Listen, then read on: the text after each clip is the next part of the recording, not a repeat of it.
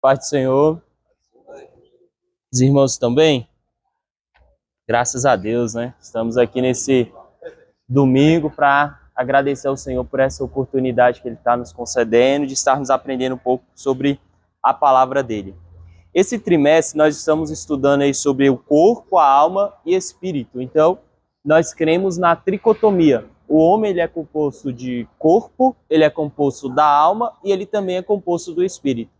A lição de hoje ela vai começar de uma forma um pouco introdutória sobre o estudo do corpo. Então, as demais lições ainda vai continuar dentro desse assunto. E é interessante porque muitas das vezes a gente olha somente para o corpo como matéria e não valoriza, né? Porque a gente tem em mente que por causa do pecado, o nosso corpo vai voltar para o pó e muitas das vezes as pessoas de forma errônea não valorizaram algo especial que Deus nos deu, que é a matéria, é o corpo. A palavra de Deus vai dizer que o Senhor, quando ele vai formar ali o ser humano, ele pegou do pó da terra e ele fez o quê? Uma espécie de um boneco. Até então era só uma estátua, até então era só um boneco. Mas quando ele sopra o fôlego de vida, alma vivente para aquele homem, nós vamos ver que ele passa a ter nome, ele é Adão, ele é o primeiro homem. E é isso que nós cremos na palavra de Deus. Hoje nós vamos chamar um pouquinho aqui para reflexão o tamanho e a grandeza do nosso Deus. Por exemplo, vocês sabiam que dentro da nossa galáxia, né, a Via Láctea, a qual nós estamos situados, ela, para poder fazer o seu processo de rotação, ela faz em aproximadamente 788 mil quilômetros por hora. Para ela conseguir fazer um processo completo de rotação, ela leva 200 milhões de anos.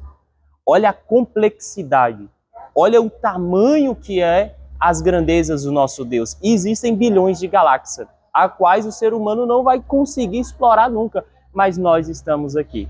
A lição de hoje ela vem para despertar em nós um sentimento de gratidão, um sentimento onde você vai entender que nós somos únicos e nós temos motivos de agradecer ao Senhor. Nenhum ser humano é por acaso. Nenhum ser humano é um erro do destino. Não, ao contrário, estamos aqui porque é um projeto, é um propósito de Deus. Então, dentro da tricotomia, corpo, alma e espírito, hoje nós vamos estar estudando acerca do corpo. Na medida que vocês forem tendo alguma pergunta, algum comentário, vai ficando à vontade, tá? Vamos ler a introdução aí. Ela diz assim: há séculos, o racionalismo e o cientificismo procuram explicar a existência humana. Segundo seus propagadores, essas escolas de pensamentos teriam suficientes respostas para o homem em sua busca de compreensão da realidade. Apesar disso, razão e ciência não conseguem desvendar nem mesmo todos os mistérios do corpo humano. Como resultado, o homem pós-moderno vive uma grande crise de identidade. Somente pela fé, por meio das escrituras sagradas, temos respostas sobre nossa constituição e existência. Eu fico meditando. Falar da criação parece ser algo tão simples. Falar da criação parece ser algo assim que às vezes nós não valorizamos, mas o que tem de pessoas perdidas em seus pensamentos, em suas filosofias, em seus entendimentos, porque não crê na criação, o que não se ensina é que, tanto para você crer na linha da evolução, como para você crer no criacionismo, vai depender de fé. Porque ambos os aspectos não conseguem ser provados em laboratório. O cientista não estava lá na criação para provar que ele veio de forma do criacionismo, como nós cremos que está na palavra de Deus. Assim como também ele não estava lá para defender a sua tese da evolução. Antigamente, no século XIX, quando começou o ser humano a questionar como foi criado, eles começaram a questionar a linha de raciocínio da criação, nós vamos ver que a argumentação deles era: como é que você me prova? Né? A evolução parece ser algo mais palpável, racional, e na verdade não é. Na verdade é uma doutrinação, a pessoa acredita ou não, ela se tampa para as outras argumentações e simplesmente ela pega aquilo como verdade. E quando nós vamos ler a palavra de Deus, apesar do intuito da palavra de Deus não ser descritivo de forma biológica, científica, mas lá contém trechos que vai nos mostrar, nós vamos ver que se você pensa de acordo com a palavra de Deus, você vai ver que a nossa fé ela é racional, ela é palpável. Tanto é que a ciência ela só vem comprovando o quê? O que está na palavra de Deus. Eles montam o estudo, tentam correr, mas quando se comprova um fato científico, aquilo que se pode provar, aquilo que se pode dizer que realmente é verídico, sempre vai em linha da palavra de Deus. E sabe o que é interessante? Fomos criados do pó da terra.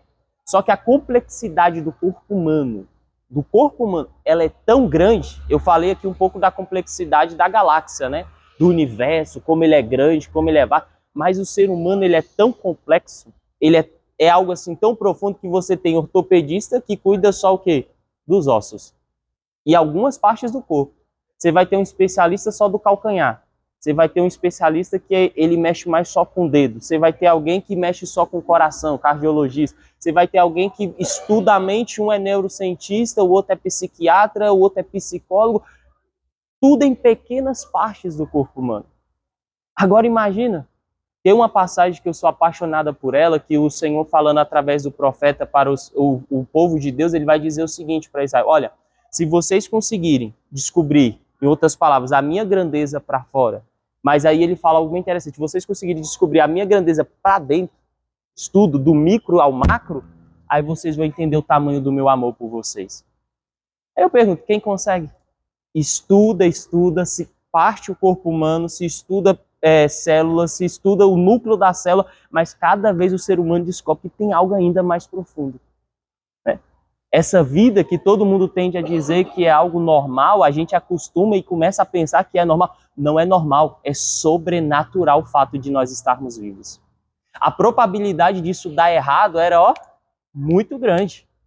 Mas o fato de tudo estar certo no nosso corpo, isso é Deus, mostra a soberania de Deus, mostra o quê? Que nós estamos vivos não é por acaso, mas ao contrário, nós estamos vivos porque Deus assim quis. E vamos estar vivos até o dia que o Senhor quiser. E sabe o que é mais lindo quando nós passamos a estudar um pouquinho da ciência? Não sei se vocês sabem, mas o seu corpo, ele trabalha todos os dias para não morrer. Isso prova exatamente o sentido original da criação de Deus. Quando Deus cria o ser humano, é para ele ter uma vida eterna, em corpo. Mas por causa do pecado, agora esse corpo tem um tempo. Por causa do pecado, agora esse corpo que era para funcionar eternamente, ele vai ter alguma célula que vai sair desse eixo. Vai vir as enfermidades, vai vir os males, e por causa disso o ser humano volta para onde? Para o pó da terra, porque o salário do pecado é a morte. Mas o teu corpo todos os dias está trabalhando para ficar vivo. E por algum erro que os cientistas não conseguem explicar, mas nós conseguimos olhar que é por causa do pecado, todos nós iremos passar pelo processo da morte. Mas o teu corpo, ele luta para viver. Ele está brigando, porque ele foi criado lá na sua origem para ser perfeito. Então, o nosso corpo, ele é muito importante. A alma é importante, o espírito é importante, mas o nosso corpo também é importante. Conta-se um testemunho de um irmão, a qual Deus começou a usar muito ele, e ele começou a viver do ministério, fazer jejuns prolongados e aquela coisa toda, não cuidou do seu corpo. E de repente, ainda novo, jovem, ele adoece e morre. Quando ele adoeceu e morreu, ele teve uma experiência sobrenatural, a qual nós acreditamos. Quando ele chega do outro lado, o Senhor chega para ele e fala: olha lá, você está vendo o que está acontecendo? As pessoas que estavam no velório dele diziam: mas ele não é tão novo? Ele não era servo de Deus? Por que ele morreu? Aí o Senhor começa a trazer para ele o entendimento de que o corpo também é importante para o projeto de Deus. E às vezes a gente esquece disso. Qual a importância que você dá para o seu corpo? Qual a importância que você dá para a sua matéria? Ela é importante para o cumprimento do projeto de Deus. Você está dormindo de forma adequada? Você está conseguindo fazer exercício? Você está conseguindo se controlar? Tudo isso é importante. Então, o nosso corpo é importante para o cumprimento do projeto de Deus na nossa vida também.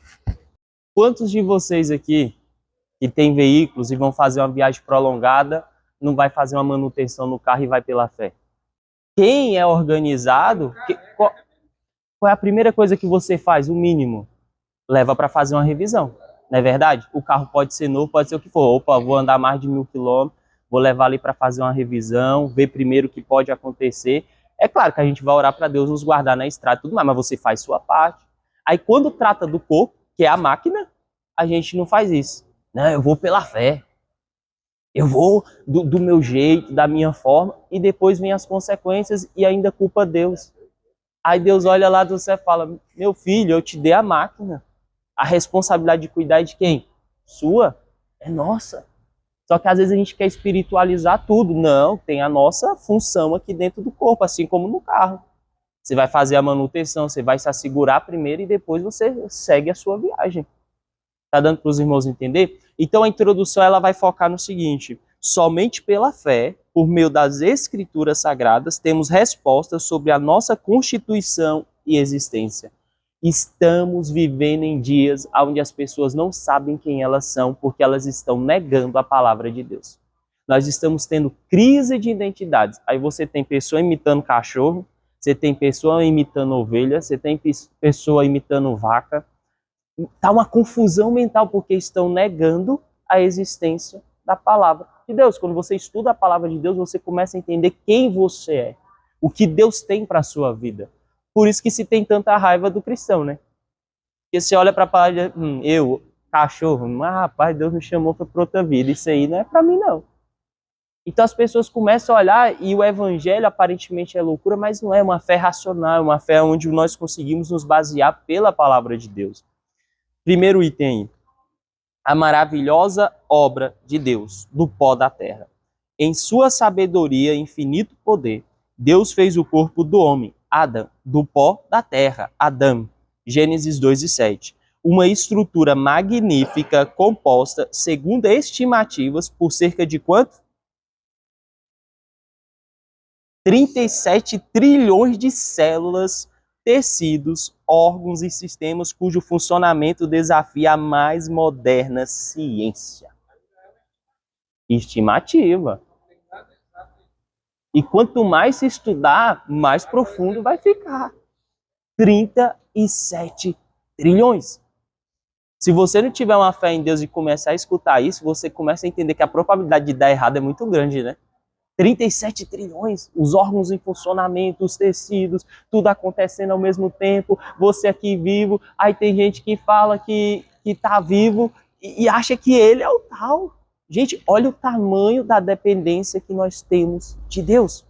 Para o nosso corpo funcionar, para você estar aqui nessa manhã, você precisa que tudo isso esteja em conjunto e perfeito funcionamento. A vida é muito mais profunda do que nós imaginamos. Ela é uma dádiva, é um privilégio de Deus.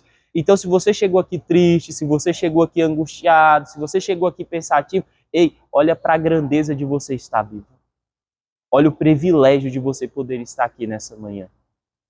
Então, a gente acostuma tanto com o dia a dia, com as coisas, que a gente esquece de agradecer a Deus pelas mínimas coisas. Após o congresso, eu fiquei uns dias sem voz. Eu estou trabalhando na área de vendas. Ou falta que eu senti da minha voz, viu?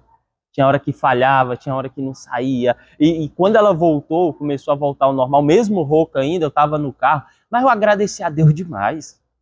Mas quantas das vezes que a gente não nota coisas que parecem ser tão simples e são importantes na nossa vida? O que é um comunicador sem a voz? Você pode até se comunicar de outras formas, de outras maneiras, mas a voz é essencial, é importante. Então, seja grato a Deus pelas grandes coisas, mas aparentemente pelas simples coisas que não são tão simples assim, né? 37 trilhões de células, uma estimativa.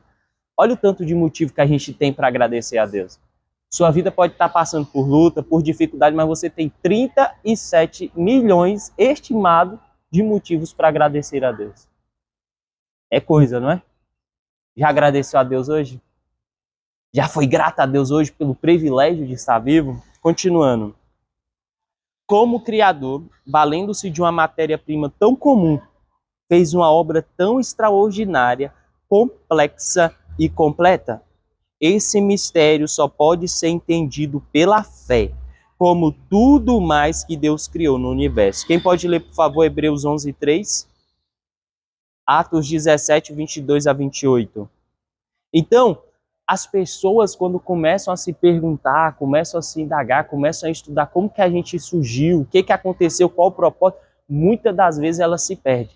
Mas o cristão não, ó. Ele olha para a palavra de Deus, ele olha para Gênesis, para a criação, e ele entende, não, eu descanso, eu sei quem criou isso, eu sei que tem um projeto, eu sei que não é por acaso, eu sei que eu tenho uma identidade em Cristo, eu sei que tem um sentido a criação. A criação, ela tem um sentido para nós. Quem encontrou Hebreus 11:3? Pela fé.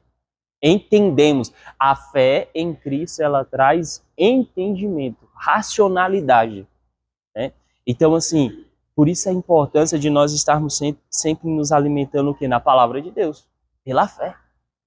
Aí, muitas das vezes, antigamente, quando se fazia muitos questionamentos, o que que as pessoas faziam? Não, eu aprendi assim, é assim, ponto final. Não. O cristão, o que ele faz é estudar, é se aprofundar. E quanto mais ele se aprofunda, mais ele encontra a resposta. Quanto mais ele se aprofunda, mais argumento ele tem para poder continuar crendo na palavra de Deus. E nós fomos ensinados algumas vezes a ter medo de estudar. Não é verdade? Olha, a letra mata. Mas em que sentido? Em que propósito? Não. Se você quer estudar para poder aprender, para poder ter conhecimento, a palavra de Deus fala que o povo pereceu por falta de quê? De conhecimento. Aí você não estuda. Quando você chega lá fora, o cara que veio cheio de teorias, ele acredita nela, começa a argumentar com você e você começa a achar que está errado, porque você não se aprofundou. Mas quanto mais você se aprofunda, quanto mais você vai estudando, você vai entendendo pela fé que o mundo e tudo o que há foi criado por quem? Por Deus. Tem um Criador, tem um propósito, tem um desígnio. E isso fortalece quem? Você. Isso te fortalece.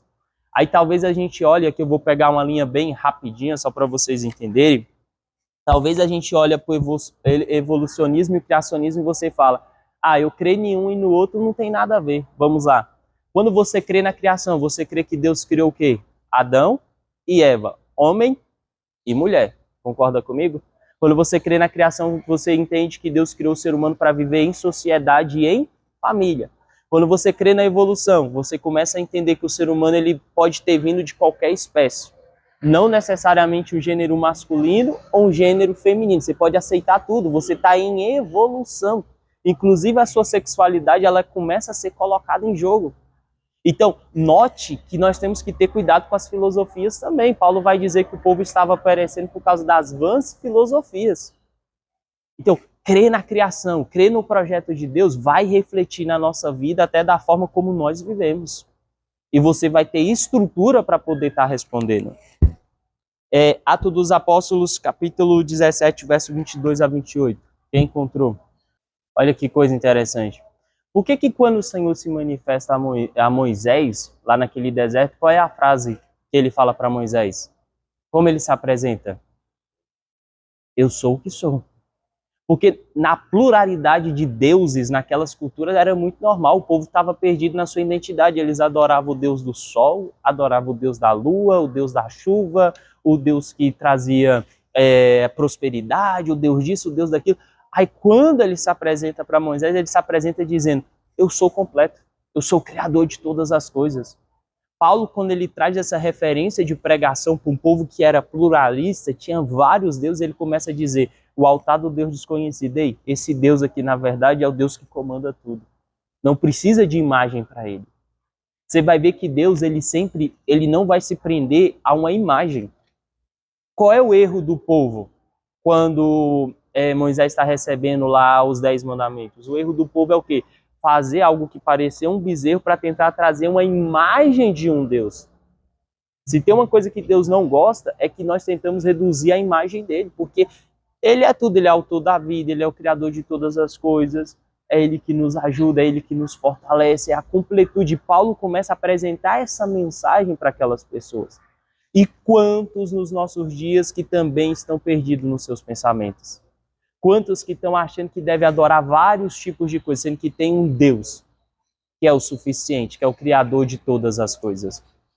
Item 2, Deus, o autor da vida. De uma das costelas de Adão, formou Deus a mãe de todos os viventes, Eva, em um corpo igualmente maravilhoso, porém tão distinto em anatomia, fisiologia e genética, Gênesis 1 e 27, 3 e 20. Em relação a como os descendentes dos primeiros pais são formados no ventre materno, as escrituras mostram que assim como na formação do primeiro homem e da primeira mulher, Deus é o autor das vidas de todas as pessoas. Aí é interessante que você vai ver na narração da criação, sempre que Deus terminava uma criação, ele usava uma frase. Qual era a frase? Vocês lembram? Viu Deus que era bom. A única coisa que Deus vai falar que não era bom é que o homem esteja só.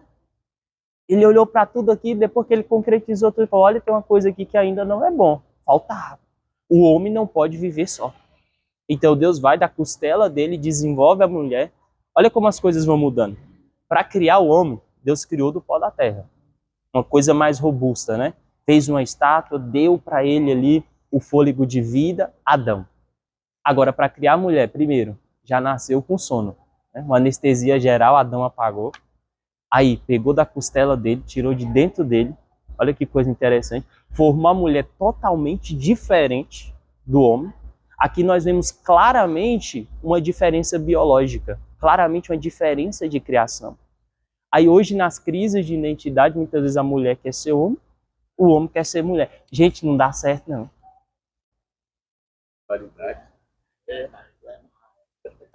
Tá entendendo? Por quê? Porque Deus criou diferente. Lá do princípio, lá na origem, foi diferente. O homem mais forte mesmo, Deus criou, sabe, aquele coisa diferente. A mulher de uma forma mais delicada, pode tomar hormônio, pode fazer o que quer. Vai ser diferente. O princípio da criação é diferente. E por isso que nós sofremos menos, né? Porque nós acreditamos na palavra de Deus, já entende a origem, já aceita as coisas como são. Aí o ser humano tá essa perversidade que nós estamos vendo hoje em dia. Aí tu olha umas coisas assim de longe e você fala, aí quando você chega mais perto, um negócio mais largo, esse trem aí tá confuso. Mas a confusão existe não é por causa de Deus, a confusão existe por causa do pecado, da ignorância do ser humano, sabe? De não aceitar o que Deus programou para nós sermos. Olha como a criação é muito diferente. O homem do pó da terra, uma estrutura, uma estátua, sobe o fôlego de vida. A mulher de uma forma mais delicada, sensível, para estar ao lado, para fazer parte daquela visão, daquele projeto. E por que deu certo aquele casamento? Porque ambos aceitaram as suas funções. Por isso deu certo. Ambos entenderam o que Deus tinha feito, o que Deus tinha programado, e por isso as coisas aconteceram. E mesmo depois do pecado, eles ainda permaneceram juntos. Esse é o propósito de Deus. O pecado já está no mundo, a consequência já está aí. Mas mesmo diante disso, é possível nós termos família, é possível nós termos lares abençoados. Salmo de número 128 vai falar sobre isso. Promessa na família. É possível, apesar das adversidades, nós ainda termos a bênção de Deus dentro das nossas casas. Né? E tem muita gente rejeitando isso. E quanto mais o ser humano rejeitar, mais infeliz ele vai ser. Porque ele está fugindo do projeto original de Deus. Amém? Então, quem é o autor da vida? É Deus. E olha como Deus ele é perfeito. Olha como Deus ele é detalhista, ele cuida nos detalhes. E aqui vamos para a individualizada formação integral. Deus forma espírito, alma e corpo de cada ser humano, conforme ocorre o ato da procriação que ele mesmo estabeleceu, pela união íntima de homem e mulher, macho e fêmea. Olha que coisa interessante. Então, os primeiros que Deus fez, Adão e Eva. Aí Deus olhou para Adão e Eva e falou, não, agora eu também não vou ficar fazendo o tempo todo, não. Agora vocês têm a liberdade de procriar, serem agentes de vida. Isso aqui é muito forte. Você já parou para pensar que Deus nos usa como instrumentos para trazer vida? Né? Outro filho, outra pessoa, outra personalidade, outra forma de ser. Isso é graça de Deus. Deus está abençoando, Deus está dando liberdade para que o ser humano, dentro do que ele constituiu, possa gerar vida também. E muitas das vezes nós vemos que a sociedade hoje está lutando contra isso. Aí continuando. As escrituras falam claramente da existência de vida humana completa, corpo, alma e espírito, ainda no ventre. Então, quando é que começa a ter vida? A partir do momento da concepção.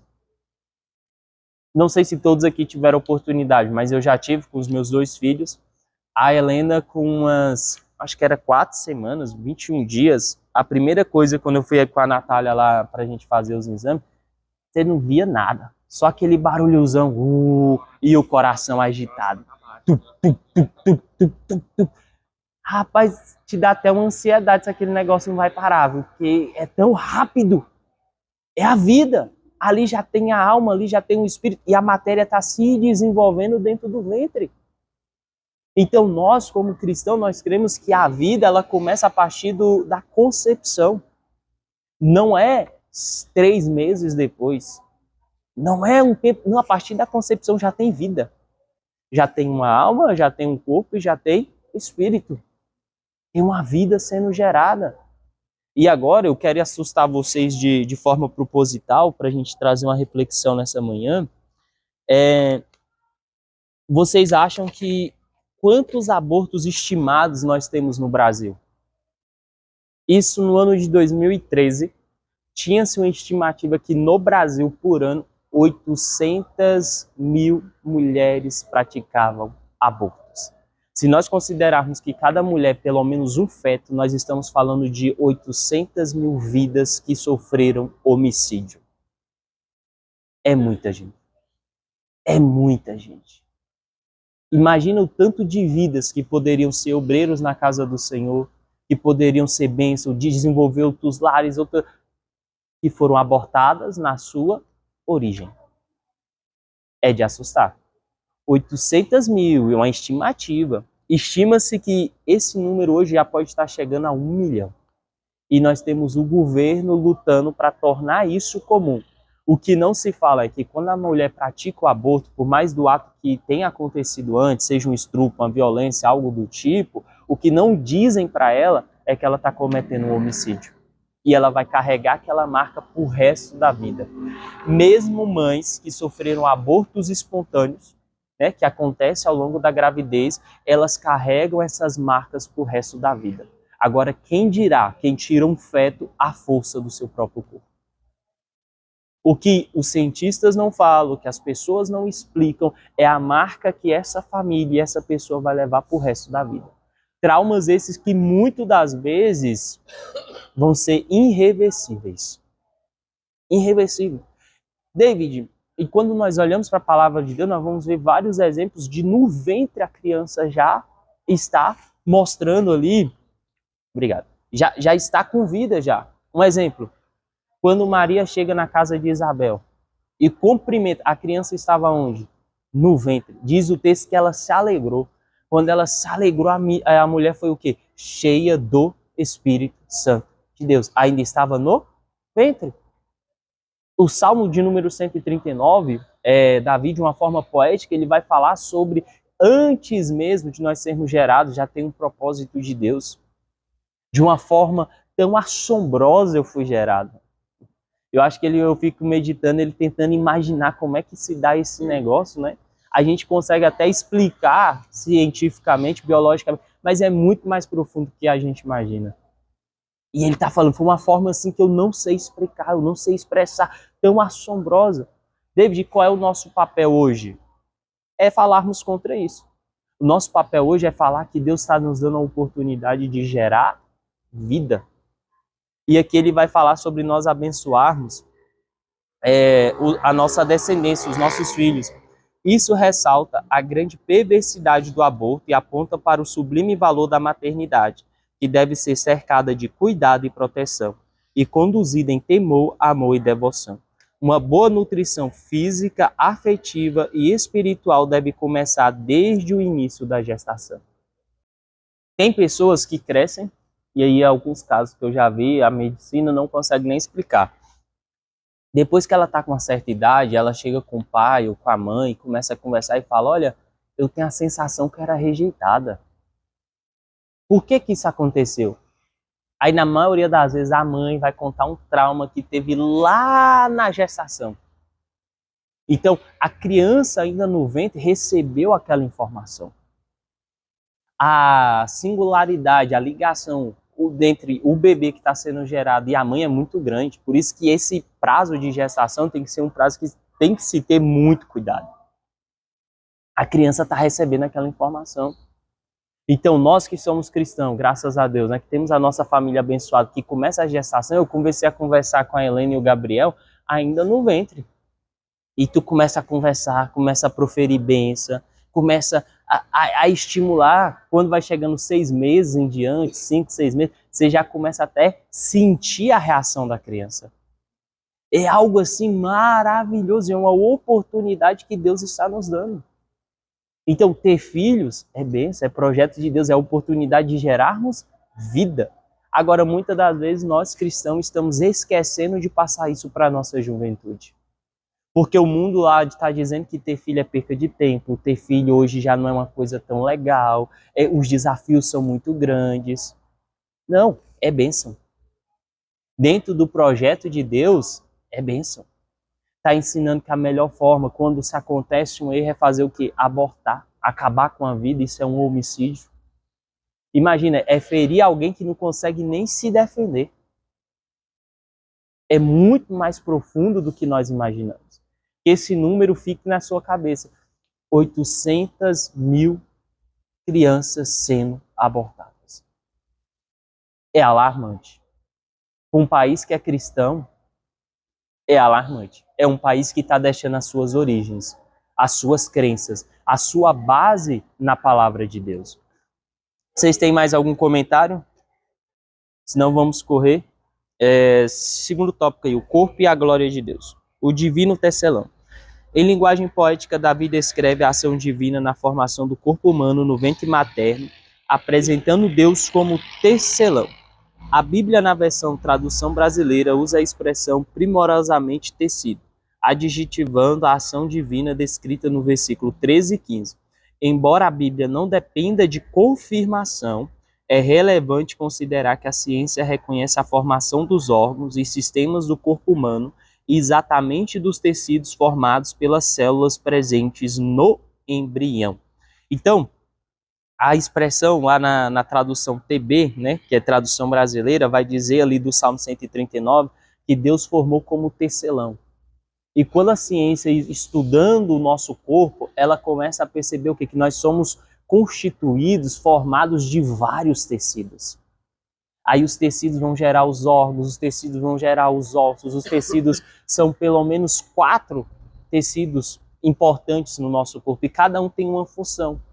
Um é para os ossos, outro é para a pele, um é para revestir, outro passa o sangue, e cada um tem um propósito. E o salmista, no Salmo 139, já estava falando sobre isso. Olha que coisa linda. O que a ciência demora anos para descobrir, já estava onde? Na palavra de Deus. Então, a nossa vida é muito mais importante do que você imagina. E você vai entender por que eu estou frisando tanto isso lá no finalzinho. Aí vamos aí, entendimento e louvor. A compreensão da maravilhosa obra divina na formação do corpo humano liberta-nos de toda especulação e dúvida e produz um sentimento de gratidão e louvor. Davi declarou: eu te louvarei, porque de um modo terrível e tão maravilhoso fui formado. Salmo 139, 14. No mesmo versículo, o salmista usa a expressão a minha alma o sabe muito bem, demonstrando como a verdadeira fé produz entendimento e percepção espiritual corretos, gerando quietude interior. Quando o homem não se reconhece como obra do Criador, vive inquieto, em busca de explicações sobre si mesmo e se torna vítima dos mais variados enganos, como a teoria evolucionista. Não glorifica a Deus e se perde em um mundo de idolatria e depravação. A palavra de Deus em Romanos vai dizer o quê? Que Deus entregou eles a si próprio, aos seus próprios desejos, às suas próprias vontades, porque são homens que não reconhecem que tem um propósito, não reconhecem Deus como seu Criador. E eu quero te perguntar aqui nessa manhã, como você enxerga Deus? Como que você agradece a Deus pela sua vida? O salmista o tempo todo ele está agradecendo a Deus por estar vivo. Ele está agradecendo a Deus, ele está sendo grato a Deus. E nós, muitas das vezes, estamos agradecendo a Deus? Ah, David, a minha vida é tão difícil, já passei tanta coisa ruim, tanta coisa aconteceu, mas a palavra de Deus está nos dizendo que se nós entendermos que nós somos um projeto de Deus, é diferente. Você aprende a ser grato a Deus. Com luta, com dificuldade, muitas vezes tendo que lidar com enfermidades também, mas você aprende a agradecer a Deus. Ele está dizendo, eu te louvarei, porque de um modo terrível e tão maravilhoso fui formado. Ele está dizendo para Deus, eu tenho motivo de te agradecer, eu tenho motivo de louvar, eu tenho motivo de poder engrandecer ao Senhor. E esse sentimento de alegria tem que estar dentro dos nossos corações. É isso que vai nos dar prazer de viver, de aproveitar as fases da vida. O perigo dos extremos. Desde os tempos antigos, a humanidade tem oscilado entre dois extremos sobre o valor e a importância do corpo. De um lado, correntes de pensamento como o maniqueísmo, o platonismo e o gnosticismo espalharam ideias que viam a matéria de forma negativa, considerando o corpo algo essencialmente mau. Do outro lado, havia o culto ao belo, como na Grécia Antiga. O desequilíbrio permanece. Vícios, automutilações e outras atitudes extravagantes deformam e desarmam o corpo. Por outro lado, há o narcisismo moderno, marcado pela supervalorização do corpo em detrimento da alma e do espírito. A idolatria do eu leva à prática excessiva de selfies, publicações de si mesmo em redes sociais, cuidados estéticos, cosméticos e físicos em excesso. Cuidar do corpo é importante, mas sem exageros. O cristão deve ser equilibrado em tudo. Uma palavra define isso aqui: temperança. Nos tempos antigos, tinha as linhas de pensamento que acreditavam que o corpo era mau. Mau, pecaminoso. Então, se ele é mau, o que eles faziam? Não cuidavam do seu próprio corpo. E aqui é onde entram as mutilações, pessoas que se cortam, pessoas que ferem o próprio corpo, pessoas que não se valorizam. Eu costumo brincar, se você não se achar bonito, quem vai achar? E aí? É difícil, né? É uma realidade. Já parou para se olhar no espelho? Acha o filho bonito. Mas tem um detalhe, se você não se achar, não adianta seu pai e sua mãe falar que você é bonito, porque você vai falar, não, é porque é meu pai e a minha mãe. Não é verdade? Então, quando você... Hã? E que isso? Então, o que nós temos que fazer? Quando você se olha no espelho, você tem que enxergar.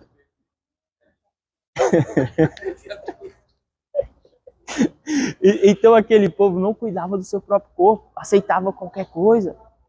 Quem aqui já viu algum vídeo da pegando um mendigo na rua, que tá jogado há muito tempo, cabelo grande, barba, que não se cuida, de repente vai, leva no barbeiro, dá um grau. Fica diferente, não fica? Você olha assim para a pessoa, você não... Exato, você nem acredita que era a mesma pessoa, porque é uma pessoa que se jogou. Quando a pessoa não começa a valorizar o seu corpo, entra sentimento de tristeza, sentimento de inferioridade, sentimentos depressivos. A pessoa ela começa a se jogar. Pode ver que a primeira evidência de uma pessoa que começa a entrar no vício é desprezar o seu próprio corpo. A pessoa vai ficando jogada, aí já não cuida mais do cabelo, já não cuida mais da barba. Então, isso o que acontece? Estava acontecendo também desde a antiguidade. Tinha essas duas linhas de pensamento. Quem acreditava que o corpo era mau, estava nem aí, se jogava. Imagina a imundícia que não era, hein? Já tinha o outro que acreditava que ele era o mais bonito. Era aquele cara que ia pra academia, sabe? Fortão e tal, e olhava pro corpo e só queria cuidar do corpo, o exagero. O que acontecia? Ia morrer também. Ia entender que isso não era tudo. E David, o que o cristão deve fazer? O meio termo. Nem achar que é bonito demais, que aí você está mentindo para você mesmo, e nem achar que você é feio. É entender que você tem a graça de Deus na sua vida, e isso é suficiente, você vai cuidar do seu corpo. É ser consciente. Porque hoje em dia está muito extremo. Ou a pessoa se joga demais, aí nós vemos o caso da pessoa que vive na rua, que não se cuida e tudo mais, ou a pessoa também começa a gastar só com cosméticos. Irmã, a idade chega, não tem pra onde correr, não. Né? E com ela vem muita coisa. Mas você pode ir cuidando. Você pode ir aproveitando. Agora tem gente que se joga e não quer mais aceitar. E tem situações que a gente acaba vendo que você olha para a pessoa fica totalmente diferente. O que era para ser bonito fica feio. Né? Perde a elegância. Então nós temos que cuidar do nosso corpo. Nós temos que entender a temperança. Temos que achar o equilíbrio. Porque quando você cuida do seu corpo, você se olha no espelho, você vai se sentir bem, você vai ter alegria, você vai ter prazer para viver. O primeiro sintoma de uma pessoa que está ficando depressiva é isolamento e passa a não se cuidar mais. É os primeiros sintomas. Agora, quando a pessoa começa a se cuidar, quantos aqui já viu o caso de alguém entrar aqui na igreja, você não dá nada por ele, levanta a mão, aceita Jesus, na outra semana já vem mais arrumadinho e tal. Aí você começa a ver a mudança. Até os amigos dele de rua começam a olhar e falar, ei, agora tá santão. Não é que ele tá santão, é que ele tá se arrumando. Antes era jogado, né? Era maltratado pelos vícios, pelo inimigo, aquela coisa. Agora ele entendeu que ele é templo e morada do Espírito Santo. E isso é importante, nós como corpo, né, como a igreja do Senhor, entendemos que a pessoa que vem do mundo, ela vai vir em si mesmo. E nós não podemos forçá-la a mudar do dia para a noite. Porque teve casos... Hã? Não. E teve casos já de pessoas que... O estilo do jovem, bermudão e tal, aí começa a vir para os cultos desse jeito. Ele ainda nem trabalhou para ter o dinheiro para comprar calça. Às vezes não é nem porque... É porque é a roupa que ele tem mesmo. Então a igreja tem essa paciência, esse processo vai acontecendo, daqui a pouco você olha, a pessoa já está diferente. E o próximo item vai falar até sobre isso aí, eu só vou comentá-lo aqui com vocês, que é princípios ou regras.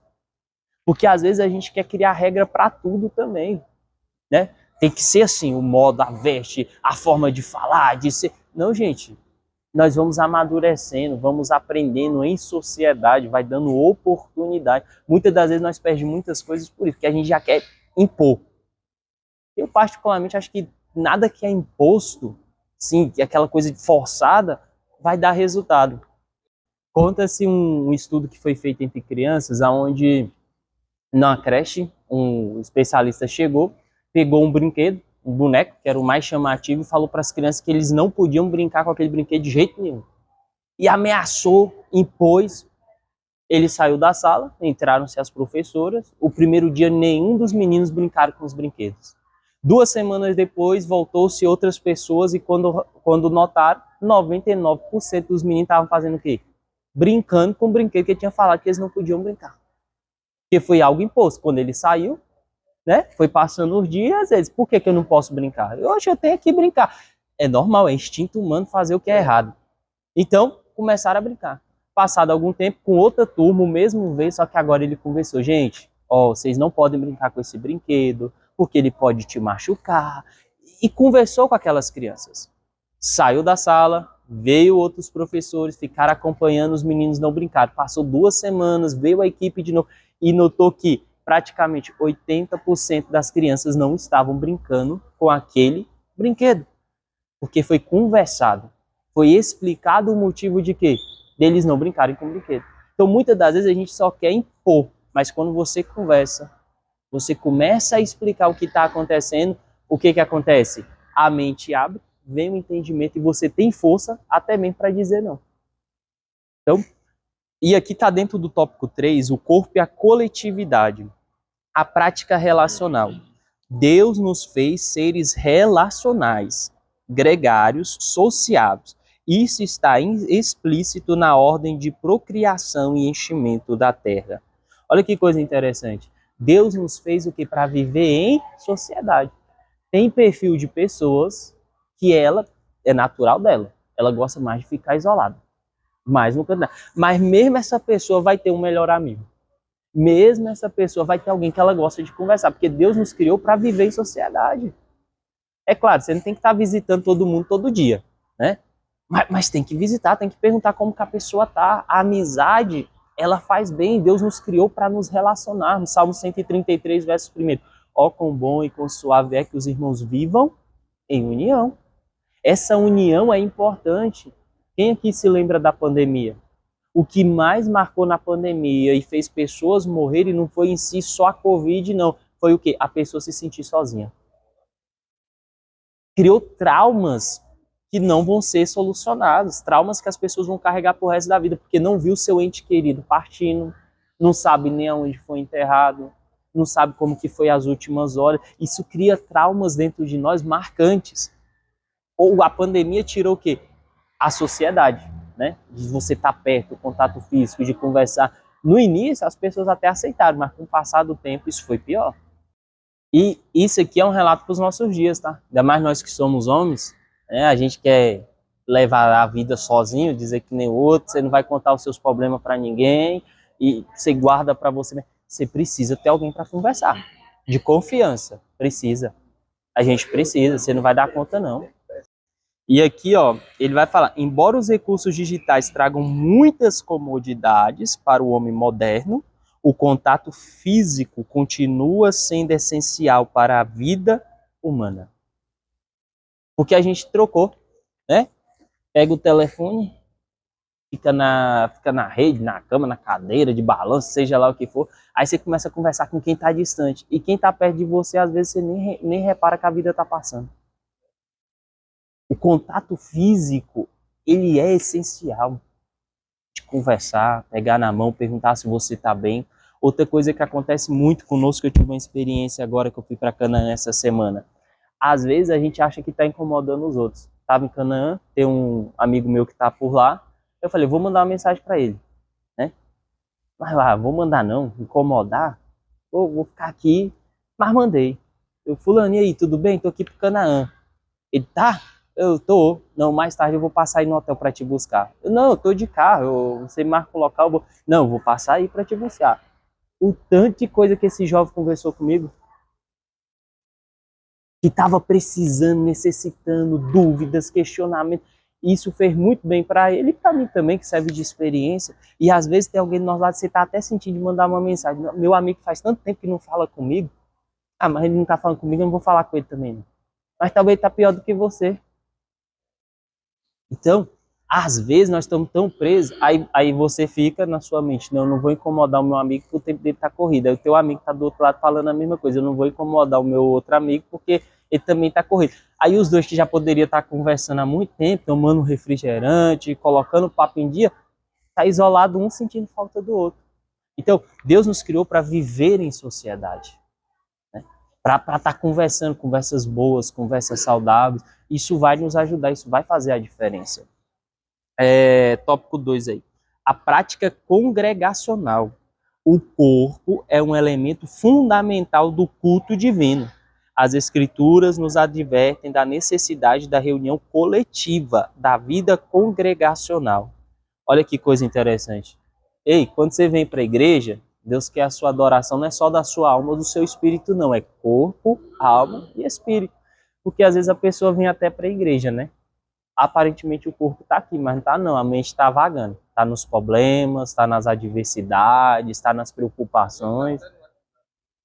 Também, né? Não, vou tirar a foto aqui. Mais importante do que tirar a foto no evento é você estar presente no culto. O certo era só deixar a equipe de digital, de marketing, estar fazendo.